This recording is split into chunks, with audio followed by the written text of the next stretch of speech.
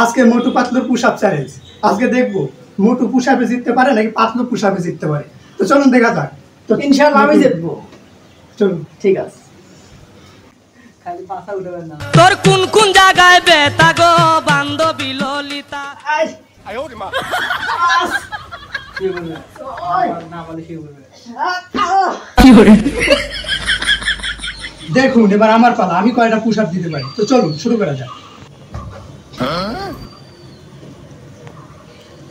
1 2 3 4 5 6 7 8 9 10 11 12 13 14 15 16 17 18 19 20 21 22 23 24 25 26 27 28 আয় ওরে মা।